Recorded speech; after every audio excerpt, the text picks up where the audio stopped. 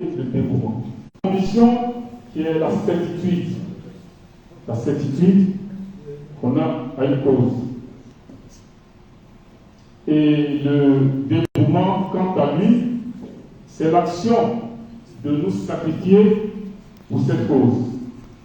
Donc, avant de nous engager, on doit être habité par une conviction et par un dévouement à une cause. Je vais décliner une typologie de militants, et cette typologie ne sera pas exhaustive, mais à travers cette typologie, chacun pourra se retrouver et pourra déterminer la catégorie de militants dans laquelle elle se situe. Si cette catégorie est la bonne, cette personne peut y rester. Si elle estime qu'après l'exposé, elle n'est pas dans la catégorie idoine, elle peut prendre la voie idéale pour suivre le leader du PPAC. Nous avons en premier point le militant politique. C'est quoi un militant politique? Le militant politique est toute personne qui adhère à un parti politique, prend sa carte du parti et s'engage à œuvrer à la bonne marche de celle-ci. L'engagement politique est donc une obligation, c'est-à-dire un devoir que l'on contracte vis-à-vis d'un parti politique pour se rendre disponible et servir la cause du dit parti. Ici, l'engagement est un acte volontaire, mûri par une conscience libre et sans contrainte. Sur cette base, le militant est censé faire preuve de dévouement et d'abnégation ou de dévotion sacrificielle à sa conviction. Ainsi, toutes les actes qu'il pose au nom du parti devraient relever du bénévolat. C'est-à-dire qu'il ne devrait s'attendre ni à un salaire, ni à une prime quelconque. Prêt au sacrifice suprême, son seul souci est de conquérir pacifiquement le pouvoir par la voie des élus. Le militant qui s'engage politiquement dans un parti adhère à son idéologie politique qui explique son projet de société et subséquemment son programme de gouvernement, le tout étant signifié expressément dans un document appelé manifeste. Pour approfondir le volet du militant politique, je vais rappeler les piliers du PPACI, puisque nous sommes engagés dans un parti et nous devons connaître les piliers auxquels nous adossons dans ce parti. Le PPACI repose sur 4 piliers. Le premier pilier, c'est le socialisme.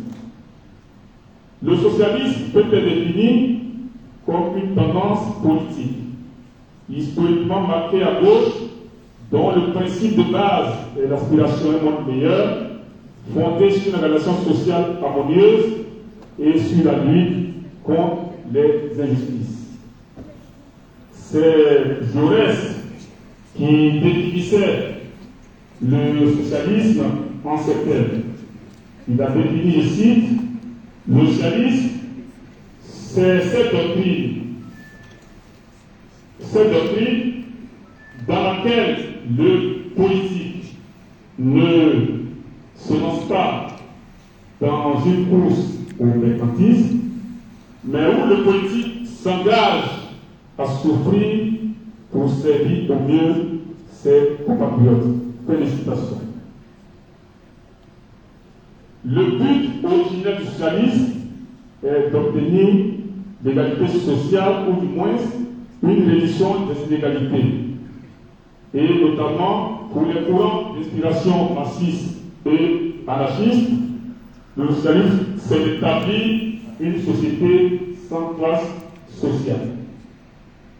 Ça, c'est la définition des marxistes. Mais la définition du socialisme, comme nous la concevons au PPACI, c'est d'œuvrer au bien-être des populations, au bien-être de la masse laborieuse. Donc, il faut que nous pratiquions un socialisme réel, n'a rien à voir avec le socialisme utopique. Le second pilier du PPACI, c'est le panafricanisme. C'est un thème très vaste que je ne vais pas développer, je vais juste vous donner une définition simple. Le panafricanisme est un mouvement et une idéologie politique qui promeut l'indépendance totale du continent africain et encourage la solidarité entre les Africains et les personnes d'ascendance africaine, où qu'ils soient dans le monde. Et le panafricanisme, il peut se décliner en plusieurs tendances. Et là, je vous donne une définition littérale. Juste pour parler des piliers du PPACI. Le troisième pilier du PPACI, c'est la souveraineté. La souveraineté est le pouvoir suprême reconnu à l'État sur son territoire et sa population. Elle implique l'autorité exclusive de l'État sur son territoire national, appelée souveraineté interne, et son indépendance absolue dans les relations internationales, appelée souveraineté externe. C'est l'exclusivité de la puissance détenue par un État sur l'étendue de son territoire et l'indépendance dont jouit cet État sur le plan international. En principe, la souveraineté nationale appartient au peuple qui l'exerce par ses représentants et par la voix du référendum. Je vais maintenant définir le quatrième pilier du PPACI, qui est la démocratie. La démocratie, comme vous le savez, c'est un principe politique selon lequel les citoyens doivent détenir le pouvoir. Et la démocratie même, elle regorge également des piliers dont je vais décliner quelques-uns. La démocratie sous-entend le respect des libertés fondamentales, la séparation des pouvoirs, la tenue d'élections libres régulières et le pluralisme politique. Ça, c'est ce qui concerne le militant politique, la première catégorie. La seconde catégorie de militants que j'intitule le militantisme identitaire.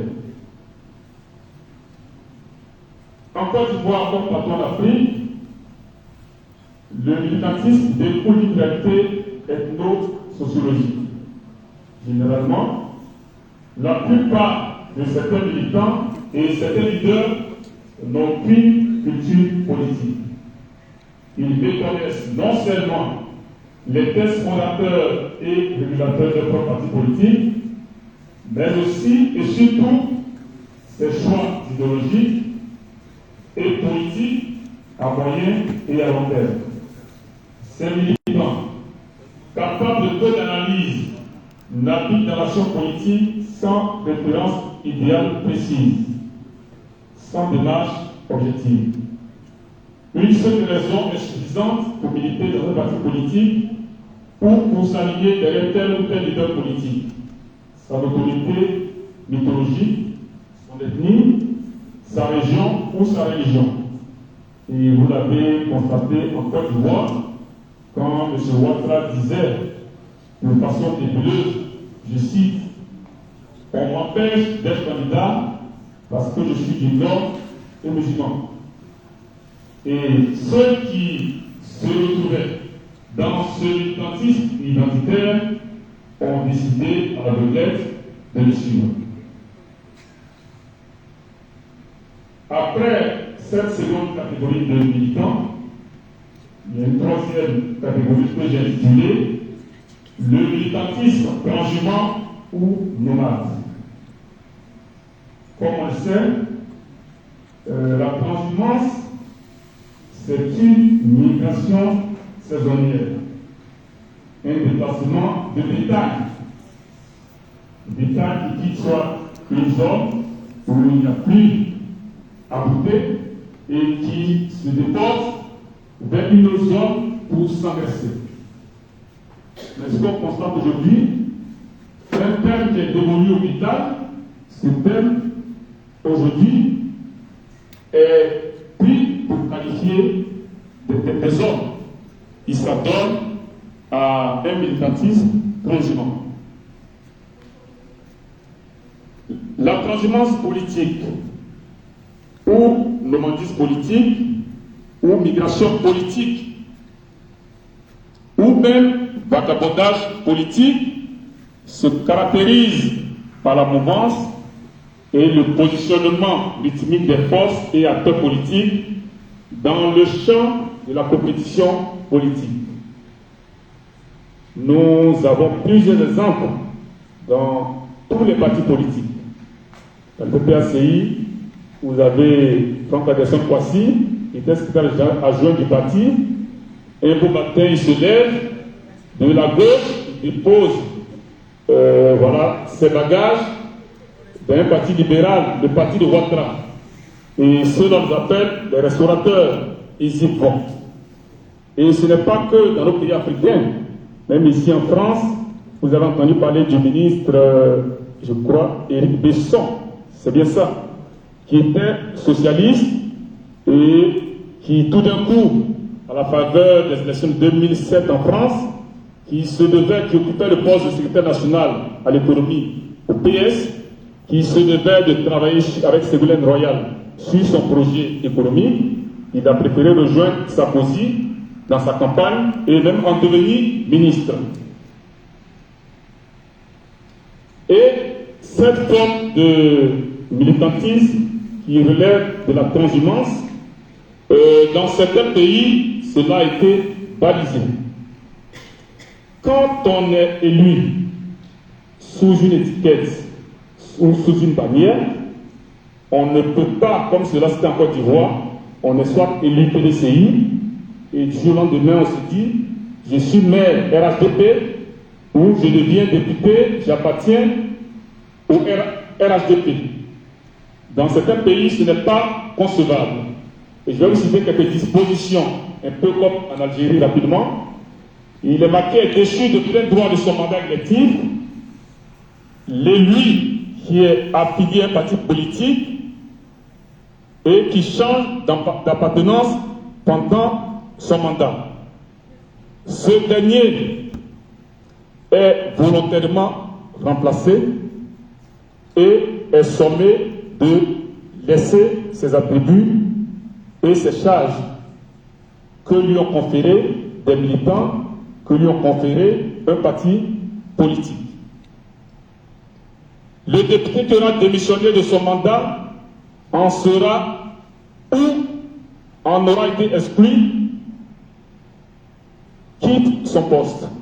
Et dans les démocraties parfois assez représentatives, où il y a un régime parlementaire comme en Afrique du Sud, il y a un scrutin qui est indirect. Le suffrage universel, il est indirect.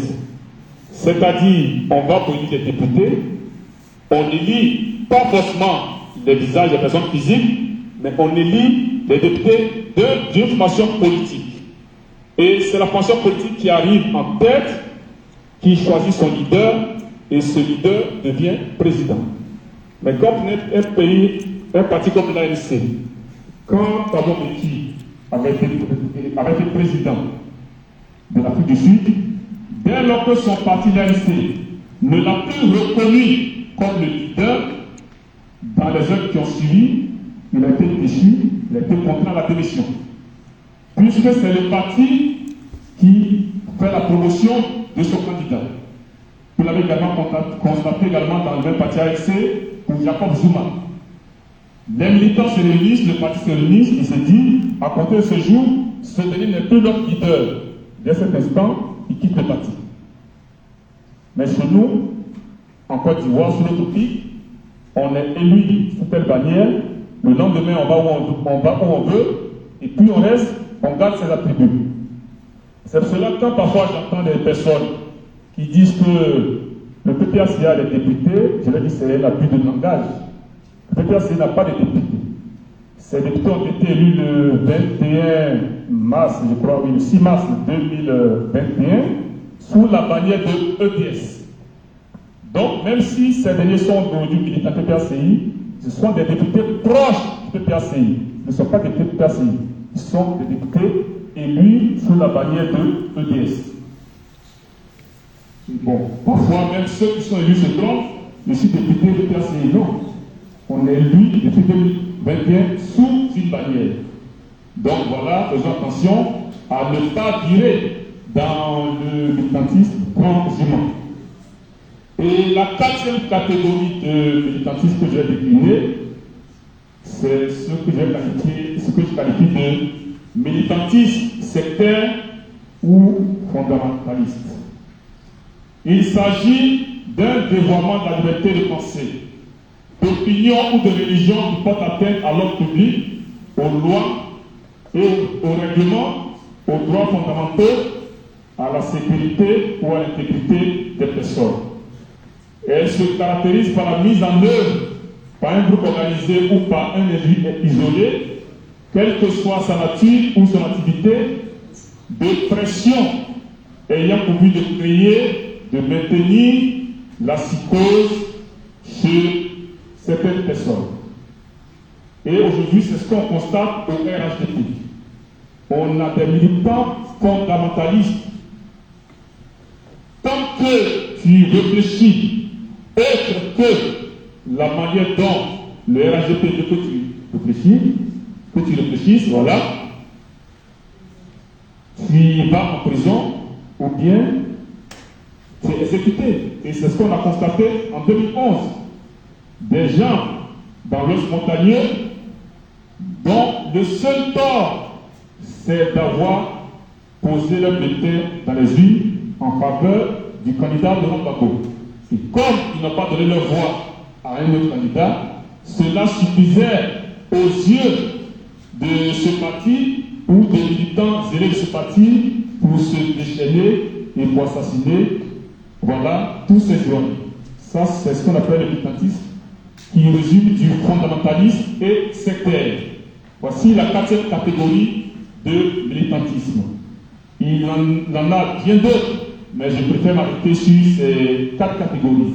Donc quand on décline déjà ces quatre corps de militantisme, nous qui sommes là, nous devons immédiatement nous projeter et nous demander dans quelle catégorie nous nous situons. Quand je parle du militantisme, du militant politique, et que je décline les piliers du PACI, est-ce que moi, qui détiens une carte du PACI, est-ce que je me reconnais dans ces piliers qui font mon parti? Parce qu'il ne s'agit pas de dire, je vais prendre la carte, et puis ne pas savoir que je suis dans un parti qui lutte pour sa souveraineté, un parti qui est socialiste, un parti qui prône la démocratie, un parti qui se veut souverain, et un parti qui se veut panafricain. Nous devons pouvoir nous situer. Le militantisme, c'est un engagement, et comme on a beaucoup de le dire, un engagement, ce n'est pas une promesse. Au bout de l'engagement, il y a la mort parfois qui nous attend. Quand on a en face de nous des régimes, voilà, qui ne savent vraiment rien du pluralisme politique et du débat d'idées. C'est cela, avant d'être militant, il faut déjà évaluer le dévouement qu'on a pour cette cause, la conviction qu'on a. Est-ce qu'on est disposé à s'engager, à militer au parti des peuples africains? C'est, comme on le dit, j'ai à ma gauche un philosophe, on dit en philosophie, le vrai pansement, c'est la fin. Donc je vais terminer également par cette interpellation. Sommes-nous disposés au au vu de la catégorisation des militants, à être des militants politiques ou être des militants transhumants, identitaires, ou la catégorie des militants fondamentalistes. Je vous remercie.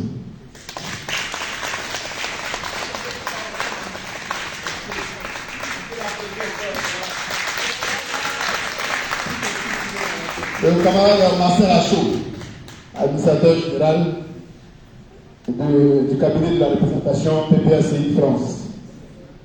Écoutez, nous venons d'entendre un thème assez important dans l'attitude, dans le combat que nous menons, l'engagement militant. Nous allons faire un peu de discussion. On va, à bâton rompu, comme on est en militant, nous allons poser des questions. Camarades, si vous avez des questions, n'hésitez pas, vous levez la main. On va échanger sur ce qu'on vient d'entendre. Si vous avez d'autres préoccupations en tant que militant, n'hésitez pas. On est tous là pour apprendre. C'est le moment justement qu'on se pose des questions, que la table de séance, que ce soit le camarade conférencier, le représentant ou le chef de cabinet, voire même la camarade déléguée régionale, ça peut apporter des éléments de réponse. C'est l'occasion justement d'échanger. On est là pour ça.